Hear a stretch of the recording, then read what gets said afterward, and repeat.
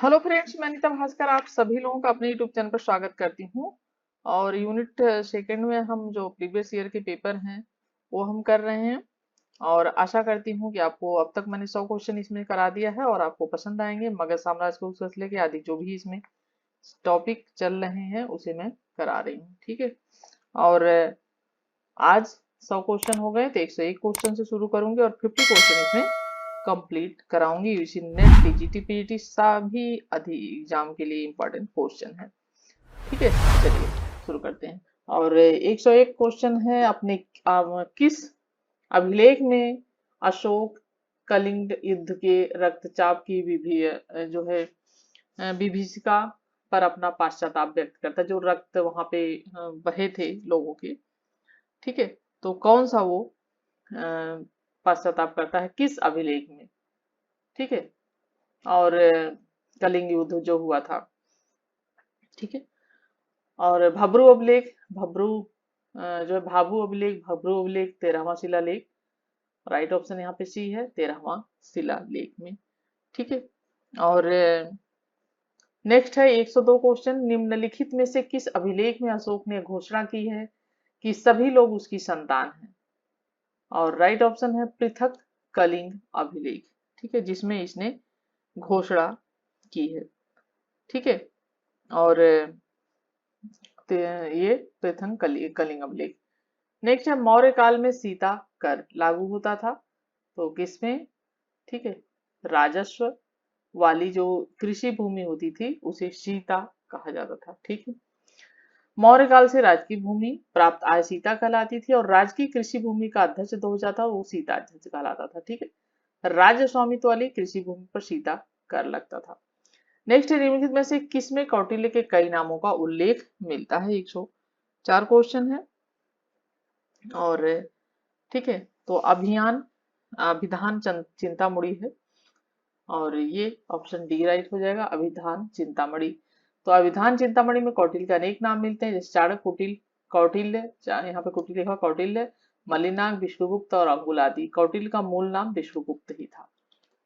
Next है सातवाहन सिक्कों के संदर्भ में निम्नलिखित में से कौन सा कथन सही नहीं। उन्होंने सोने के सिक्के जारी नहीं किए, उन्होंने सोने के सिक्के जारी किए, उन्होंने शीशे का सिक्का जारी किया।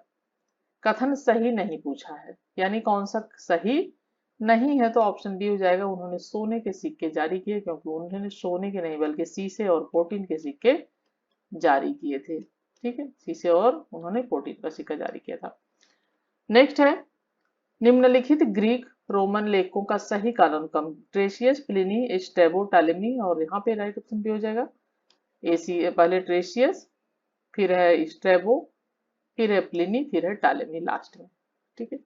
नेक्स्ट है वर्तमान में राजा अशोक की खंडित उद्भूत प्रतिमा कहाँ से मिली थी। कर्नाटक के कंगनसल्ली, उत्तर प्रदेश में स्थान, बिहार में कुम्हार, या कर्नाटक में निटूर। और राइट ऑप्शन है कर्नाटक जिले में, कर्नाटक में संगनकल्ली, ठीक है, जिले में। और राइट ऑप्शन है तो सम्राट अशोक की खंडित उद्भूत प्रतिमा कर्नाटक में कंगनहल्ली से मिली है, ठीक है। इस प्रतिमा अशोक का नाम भी उत्कड़ है।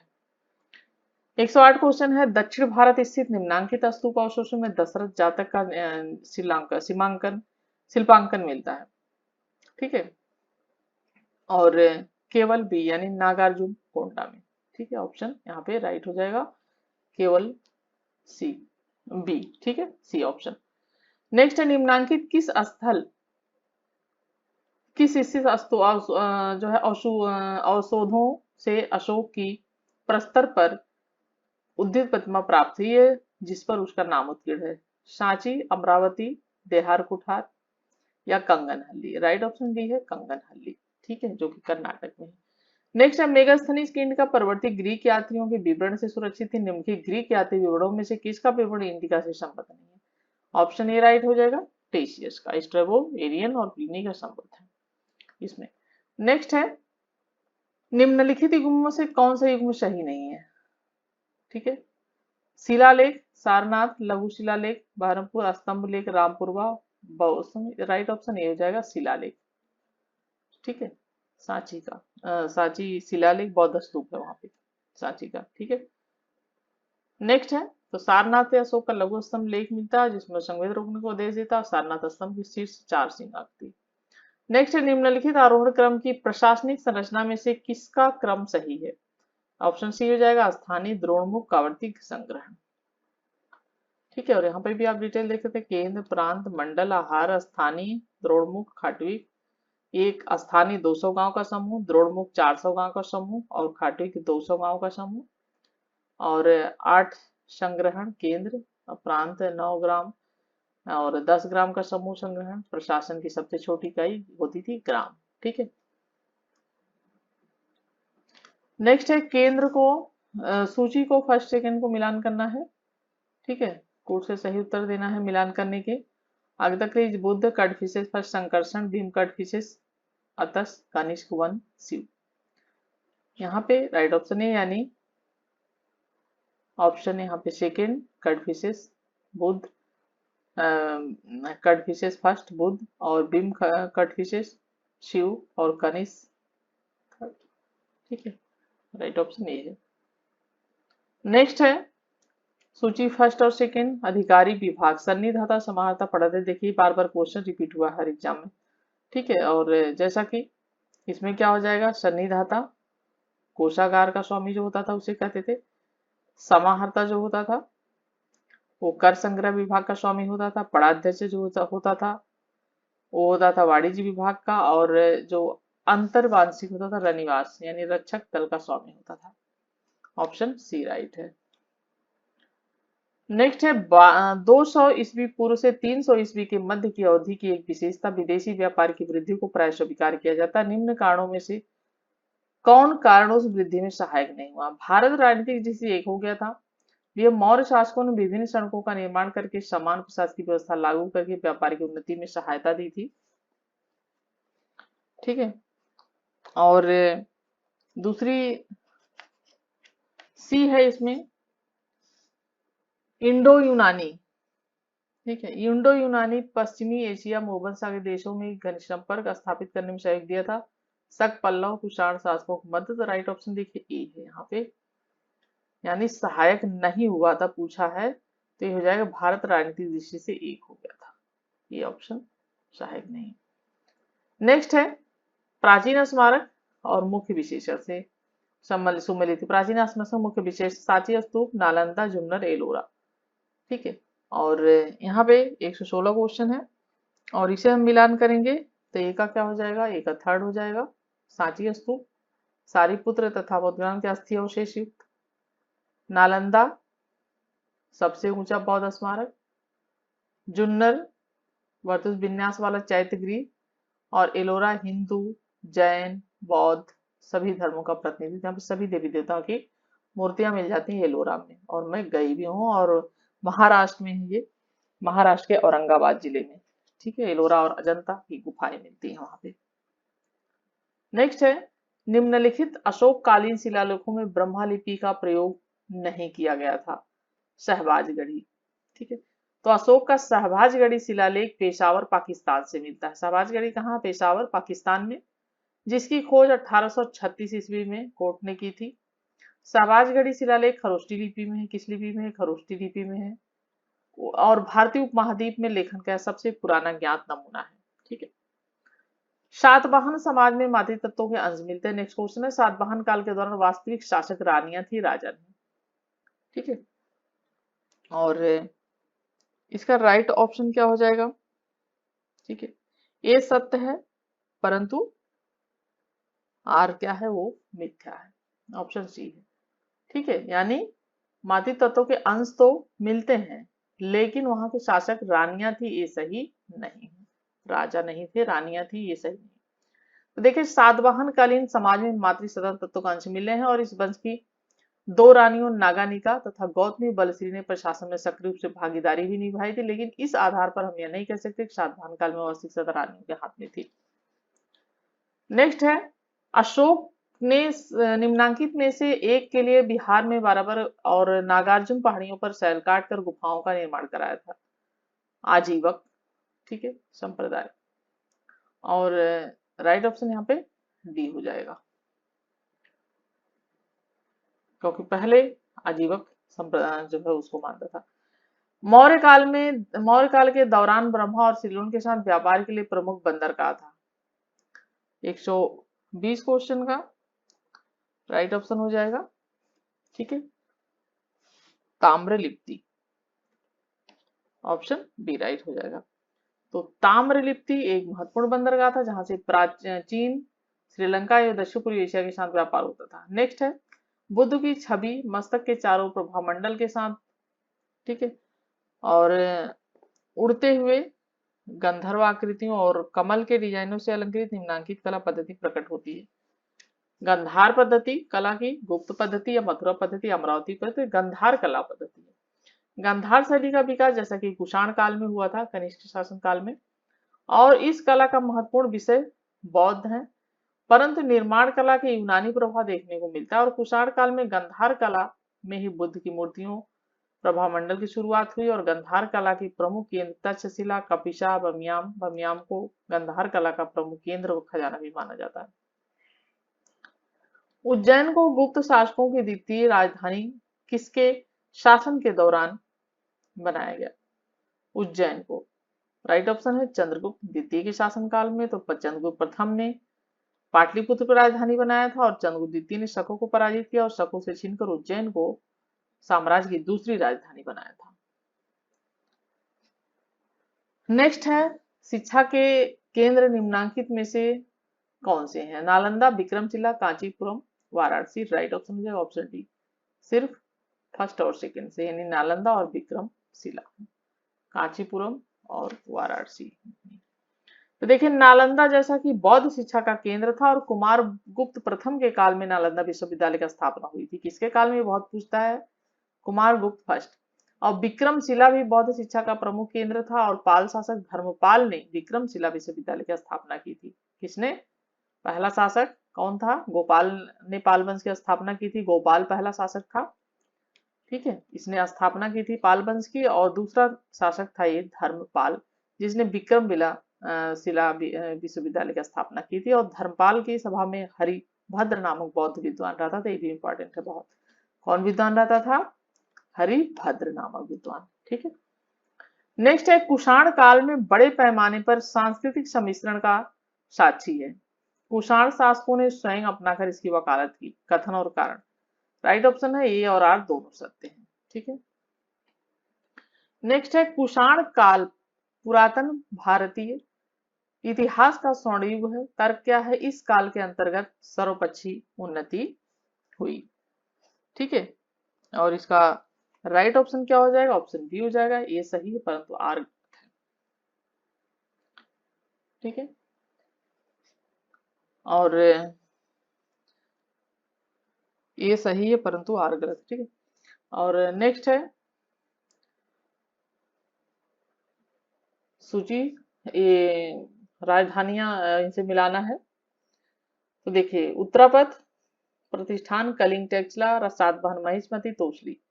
और इसमें हम मिलान करेंगे तो ए का क्या हो जाएगा? सेकंड, बी का फोर्थ, सातवाहन प्रतिष्ठान थी राजधानी इनकी सातवाहनों की, अवंती हो जाएगा महिष्मती, ठीक है। इस तरीके से राजधानियां थी। ऑप्शन ए राइट हो जाएगा। नेक्स्ट है नागार्जुनी पर्वत पर शैल गुफाओं का उत्खनन किसने करवाया था? तो राजा दशरथ ने करवाया था। तो अशोक के उत्तराधिकारियों में दशरथ आजीवक धर्म का अनुयायी था और उसने नागार्जुनी पर्वत आजीवकों के लिए गुफाओं का निर्माण करवाया था। नेक्स्ट है अशोक के शासनकाल में मौर्य राजतंत्र सैनिक निरंकुशता का स्वरूप धारण कर चुका था। कारण अशोक ने अपने शिलालेखों में स्वयं के विषय में कहा है कि समस्त प्रजा मेरी संतान है। ये गलत है परंतु आर सही है, यानी ए सही है लेकिन ये गलत है क्योंकि निरंकुशता का स्वरूप धारण कर चुका तो ये गलत है।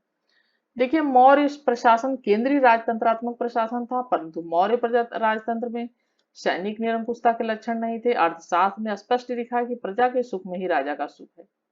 अर्थशास्त्र किसने लिखी है? जैसा कि कौटिल्य ने या चाणक्य ने या विष्णुगुप्त कह सकते हैं। और राजा को अच्छा लगे वह हितकर नहीं है, वरन हितकर वह है जो प्रजा को अच्छा लगे। अशोक स्वयं अपने प्रथम पृथक कलिंग शिलालेख में कहता है कि सभी मनुष्य मेरी संतान है। किस शिलालेख में कहता है? कलिंग अभिलेख में कहता है। ठीक है, प्रथम पृथक कलिंग अभिलेख में कहता है, और वह अपनी प्रजा के साथ पितृव्य व्यवहार करता था। ठीक है, नेक्स्ट है शुंगों के शासनकाल में कुछ यवनों का वज्रबंध परिवर्तन हुआ, और भागवत ने बेश नगर में एक गरुड़ स्तंभ स्थापित किया, तो बिल्कुल सही है, और राइट ऑप्शन हो जाएगा ए सही है, परंतु आर गलत है। शुंगों के शासनकाल में कुछ यवन वैष्णव में परिवर्तन हुआ।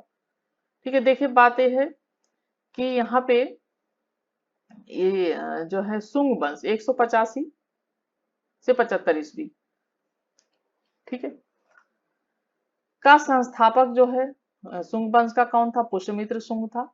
और शुंग काल में भागवत धर्म का अत्यधिक विकास हुआ था, और शुंग शासक महाभद्र के काल में तक्षशिला के यवन शासक एंटियोकस के राजदूत हेलियोडोरस ने हेलियोडोरस ने विदिशा में वासुदेव के सम्मान में गरुड़ स्तंभ स्थापित किया। तो ये जो है भागवत नहीं, बल्कि ये, और यहाँ पे कौन आ जाएगा? हेलियोडोरस, वासुदेव के सम्मान में गरुड़ स्तंभ इसने स्थापित किया था, और तक्षशिला के वंशज एंटियोकस का राजदूत था हेलियोडोरस। ठीक है, और मध्य प्रदेश में है ये स्थान। नेक्स्ट है, भारतीय कृषि की परिस्थितियों के लिए सिंचाई के महत्व की पूरी मान्यता थी। अर्थशास्त्र में एक जल कर का उल्लेख मिलता है, जो उन सभी स्थानों में नियमित रूप से लिया जाता है जहां सिंचाई उपलब्ध कराने की सहायता थी। राइट ऑप्शन ए हो जाएगा, सबके दोनों सही है। नेक्स्ट है, निम्नलिखित ग्रीक रोमन लेखों के कालों को व्यवस्थित कीजिए। ठीक है, ट्रीसियस, प्लिनी, स्ट्रैबो, टालेमी। तो राइट ऑप्शन हो जाएगा ऑप्शन एक ट्रीसियस, फिर आया स्ट्रैबो, फिर आया है प्लिनी, फिर उसके बाद टालेमी। ठीक है, इस तरीके से है, और बार बार पूछा जाता है। इतना भी अगर आपको टालेमी बाद में है थोड़ा सा आपको, और ट्रीसियस पहले है, तो काफी हेल्प मिलेगी। नेक्स्ट है, निम्नलिखित अभिलेखों को कालक्रम में व्यवस्थित कीजिए। पृथक कलिंग शिलालेख, बेशनगर गढ़ स्तंभ लेख, सहरौरा तामपत्र अभिलेख, नहपान का। देखिए, एक पृथक कलिंग शिलालेख पहले, ठीक है, फिर उसके बाद है नहपान का नासिक गुहा लेख, ठीक है, फिर है बेशनगर का गरुड़ स्तंभ लेख, एमपी में जो हेलियोडोरस ने स्थापित किया था वासुदेव के सम्मान में, फिर सहरौरा का ताम्रपत्र अभिलेख। ठीक है, इस तरीके से हो जाएगा। राइट ऑप्शन यहाँ पे ए है। नेक्स्ट है, नागार्जुनी गुफाएं निर्मित की गई थी, तो दशरथ द्वारा निर्मित की गई थी नागार्जुनी गुफाएं, और राइट ऑप्शन ए हो जाएगा। ठीक है, नेक्स्ट है, रोमन साम्राज्य के स्वर्ण बहिर्गमन के बारे में किसने कहा था? ठीक है, और राइट ऑप्शन हो जाएगा प्लिनी ने। प्लिनी ने नेचुरल हिस्टोरिका की रचना की थी, और इसने भारत, ठीक है, इटली के मध्य होने वाले व्यापार का वर्णन किया, और प्लिनी ने रोम से भारी मात्रा में भारत को निर्यात होने वाले सोने के लिए दुख प्रकट किया है। ठीक है, नेक्स्ट है, निम्नलिखित किस अभिलेख में अशोक के बृहद जगत संबंधों का उल्लेख प्राप्त होता है? और राइट ऑप्शन है शिलालेख, ये 13। ठीक है, तो अशोक का 13वां शिलालेख से विदेशी शासकों के नाम मिलते हैं, जैसे एंटियोकस के, टालमी के, एंटिगोनस के, मेगस के तथा अलेक्जेंडर के। और इस प्रकार शिलालेख 13 जो है अशोक की बाहरी जगत से संबंधों की जानकारी उससे मिलती है। निम्नलिखित शैक्षणिक संस्थानों में कौन सा व्यवस्थित कानून के अनुसार है? ऑप्शन ए हो जाएगा तक्षशिला है, फिर कांचीपुरम, वल्लभी और नालंदा। ठीक है, तो तक्षशिला मौर्यकालीन शिक्षा नगरी थी, और चाणक्य तक्षशिला में ही आचार्य थे। ये पॉइंट आपको नोट करनी है। चाणक्य कहाँ के आचार्य? तक्षशिला के इस वर्तमान समय में पड़ता है पाकिस्तान में। कांचीपुरम और वल्लभी भी शिक्षा के प्रमुख केंद्र थे, और नालंदा बौद्ध शिक्षा का प्रमुख केंद्र था। इसकी स्थापना कुमारगुप्त प्रथम के समय में होती है। नेक्स्ट है, अशोक ने अपने शिलालेख में कुछ विदेशी राजाओं तथा उनके राज्यों का उल्लेख किया है। शिलालेख संख्या 13 में, जैसा कि वही क्वेश्चन दूसरे टाइप से पूछ लिया है जो अभी पूछा था। प्लिनी की मूल कृति नेचुरल हिस्ट्री किस भाषा में रचित है? नेचुरल हिस्टोरी का ग्रीक, लैटिन, फ्रेंच, इंग्लिश। तो राइट ऑप्शन है लैटिन भाषा में, और 23 ईस्वी से 69 ईस्वी प्लिनी द एल्डर ने, इसका पूरा नाम है, और लैटिन भाषा में अपने ग्रंथ नेचुरल हिस्ट्री की रचना की थी। नेक्स्ट क्वेश्चन है, कूट का चयन करना है। Diodorus, Arrian, Ptolemy, Megasthenes, Indica, Library of History, geography, Indica. ठीक है, और जैसा कि ए का क्या हो जाएगा?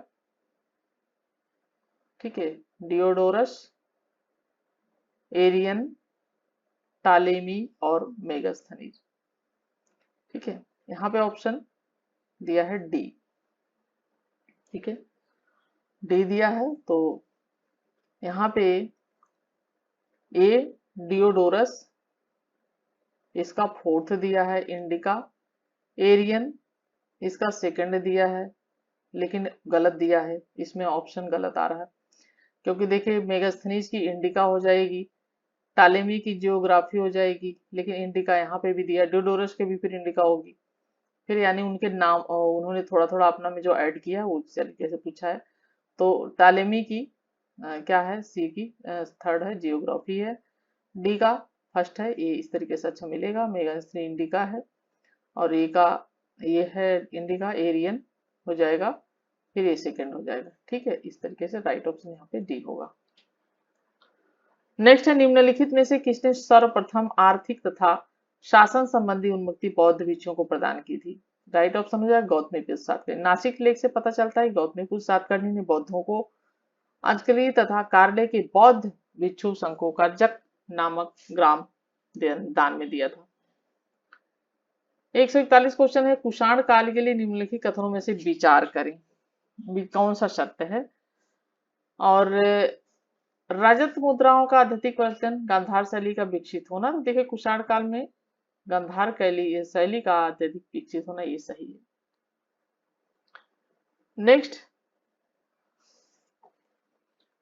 नेक्स्ट क्वेश्चन है, निवर्तन, टैक्स, कर, स्वर्ण मुद्रा, शुल्क, पथकर और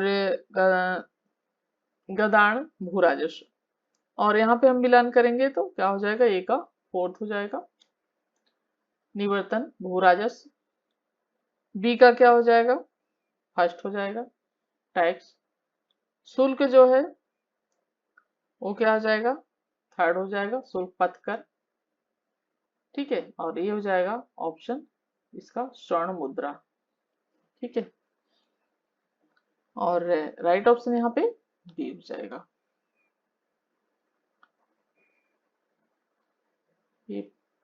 नेक्स्ट है, मौर्य अभिलेखों में जिस लिपि का प्रयोग नहीं हुआ है वह है क्या है, देवनागरी लिपि।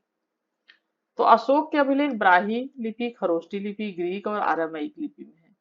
किस लिपि में नहीं है, देवरान, क्योंकि देवनागरी लिपि बाद में आई, अशोक के अभिलेखों में प्राकृत भाषा का प्रयोग हुआ है।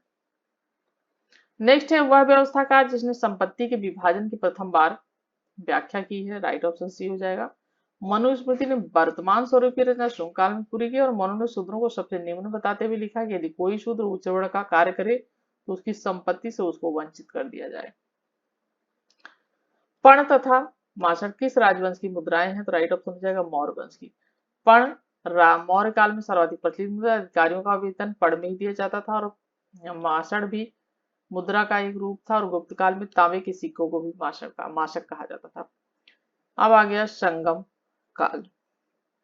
ठीक है, संगम काल आ गया है, तो संगम काल नेक्स्ट उसमें शुरू करते हैं। ठीक है, और वीडियो कैसी लगी जरूर लाइक शेयर कमेंट करिएगा। थैंक यू फॉर वॉचिंग का वीडियो।